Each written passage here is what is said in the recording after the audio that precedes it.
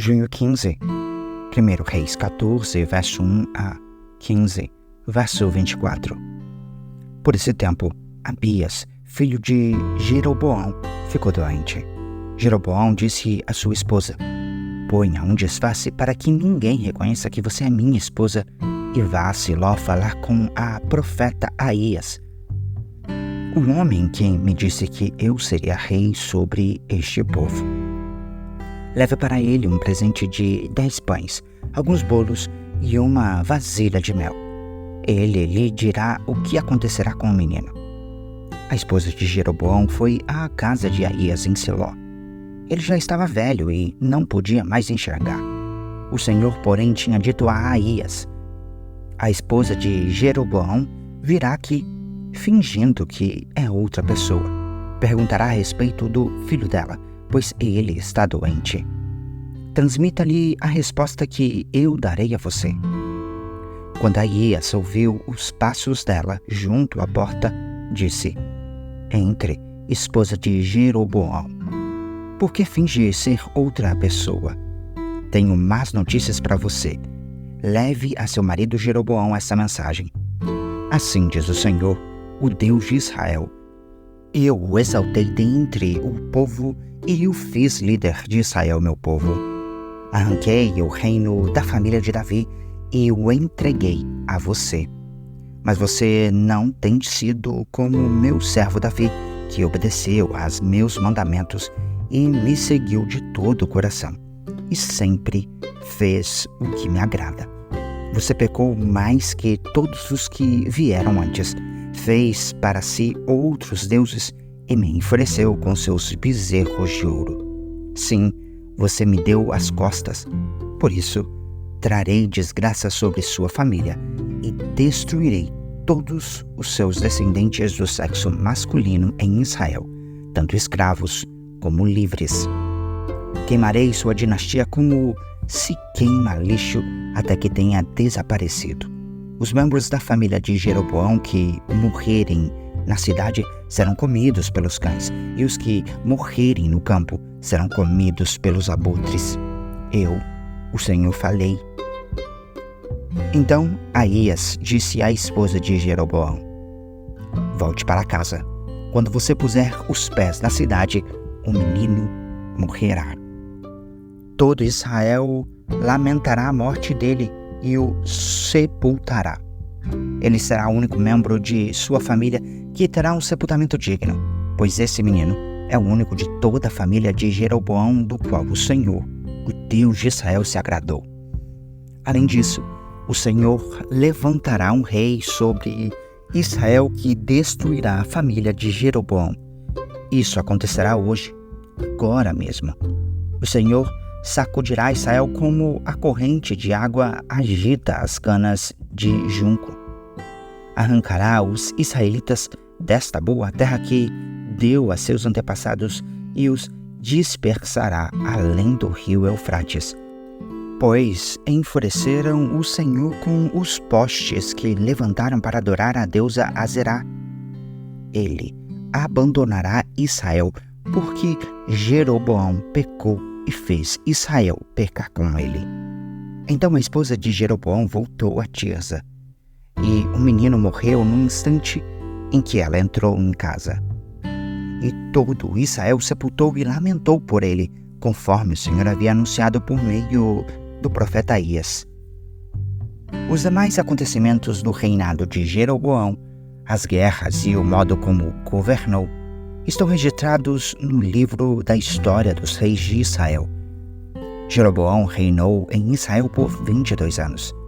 Quando morreu e se reuniu a seus antepassados, filho de Nadab foi seu sucessor. Enquanto isso, Roboão, filho de Salomão, reinava em Judá.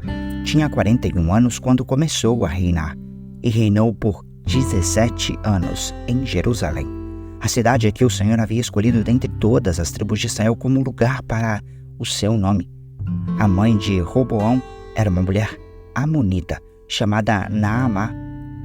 O povo de Judá fez o que era mal aos olhos do Senhor e provocou sua ira com os pecados que cometeu, pois foram ainda piores que os de seus antepassados.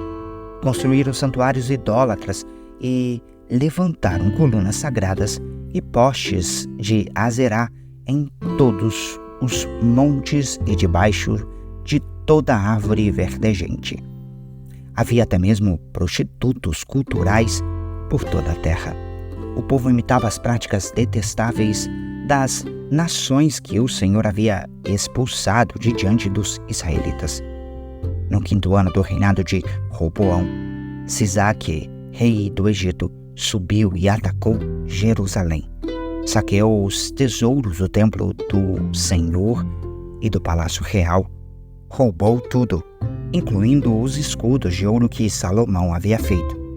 Mais tarde, o rei Roboão fez escudos de bronze para substituí-los e os confiou aos oficiais da guarda que protegiam a entrada do palácio real. Sempre que o rei ia ao templo do Senhor, os guardas levavam os escudos e, em seguida, os devolviam à sala de guarda. Os demais acontecimentos do reinado de Roboão e tudo que ele fez estão registrados no livro da história dos reis de Judá. Houve guerra constante entre Roboão e Jeroboão. Quando Roboão morreu, foi sepultado com seus antepassados na cidade de Davi.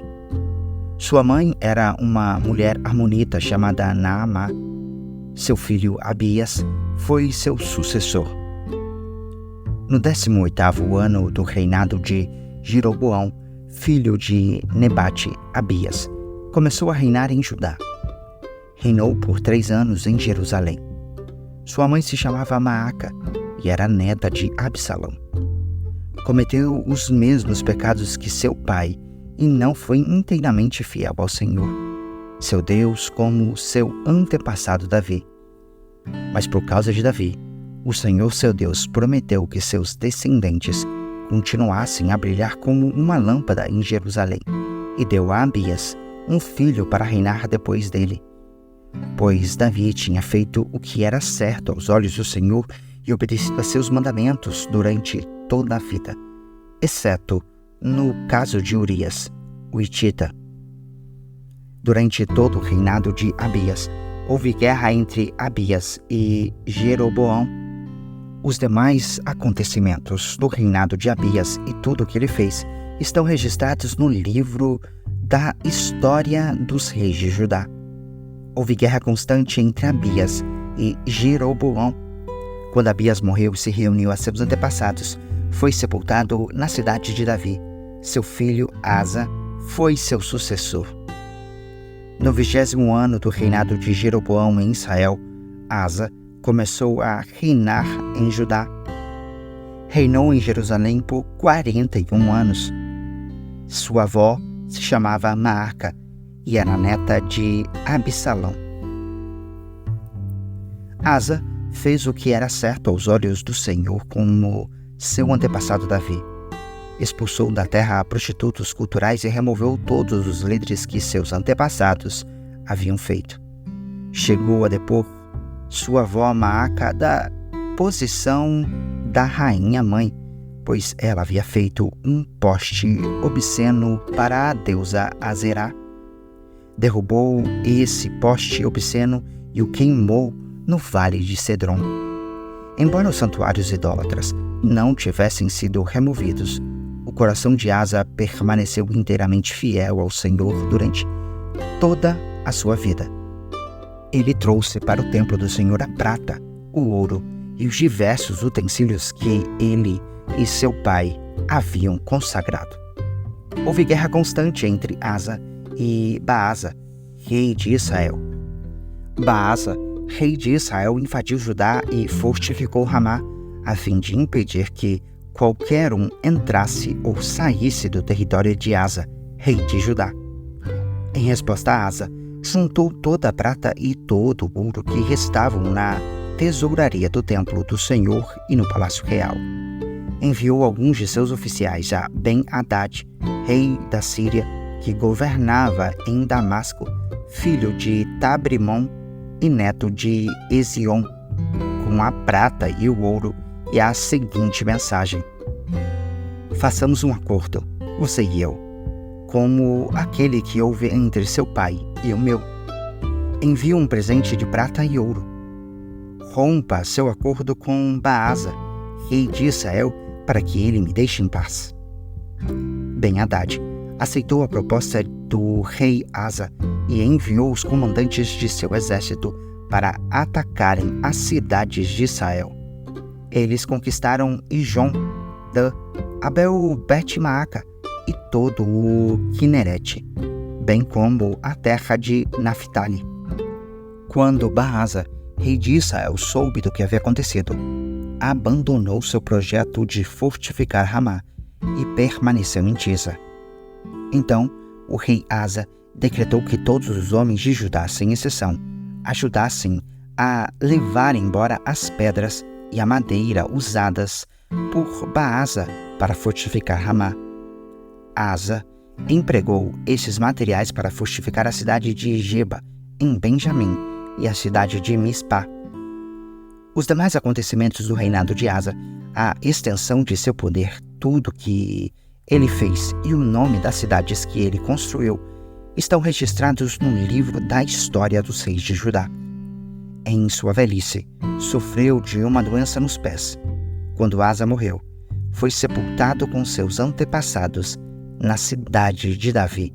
Seu filho Josafá foi seu sucessor.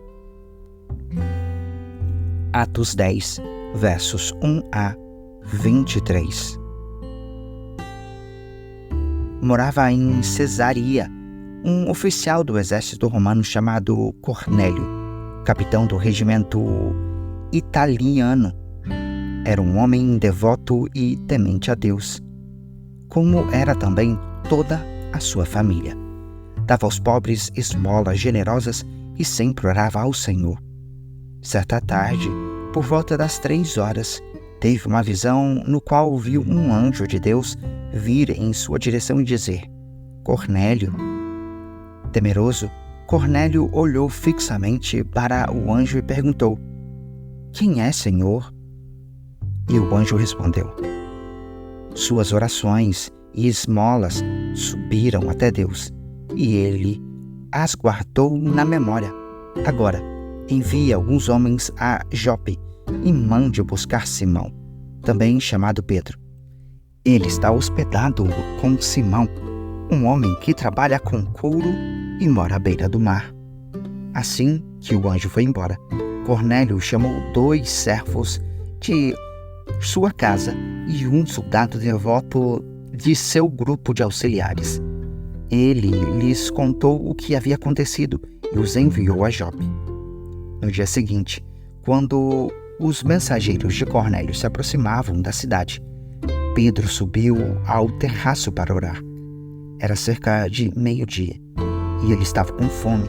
Enquanto a refeição era preparada, entrou em êxtase. Viu o céu aberto e algo semelhante a um grande lençol ser baixado por suas 4 pontas. No lençol havia toda espécie de animais, répteis e aves. Então, uma voz lhe disse: Levante-se, Pedro, mate e coma. De modo nenhum, Senhor, respondeu Pedro. Jamais comi coisa alguma que fosse considerada impura e imprópria. Mas a voz falou novamente: Não chame de impuro o que Deus purificou. A mesma visão se repetiu 3 vezes.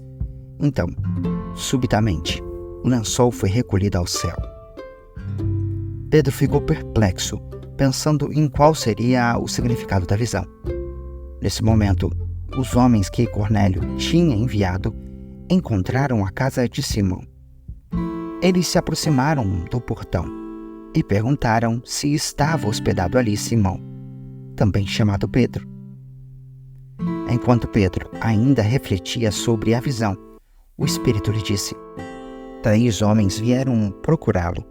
Levante-se, desça e vá encontrar-se com eles. Não hesite em acompanhá-los, pois eu os enviei. Pedro desceu e disse aos homens: Eu sou quem vocês procuram. Por que vieram? Eles responderam: Cornélio, um oficial romano, nos enviou. Ele é um homem devoto e temente a Deus, respeitado por todos os judeus. Um santo anjo o instruiu a chamar o Senhor à casa dele para que ele ouça sua mensagem. Então Pedro convidou os homens para se hospedarem ali aquela noite. No dia seguinte, foi com eles, acompanhado de alguns irmãos de Jope. Salmo 133, versos 1 a 3. Cântico para os peregrinos a caminho de Jerusalém. Salmo de Davi. Como é bom e agradável quando os irmãos vivem em união, pois a união é preciosa como o óleo da unção, que era derramado sobre a cabeça de Arão e descia por sua barba até a bainha de suas vestes. É revigorante como o orvalho do monte Hermon, que desce sobre os montes de Sião. Ali o Senhor pronuncia sua bênção e dá vida para sempre. Provérbios 17, versos 7 e 8. Não convém ao tolo falar com eloquência, e muito menos ao governante mentir. O suborno é como um amuleto da sorte. Quem o oferece sempre alcança o que quer.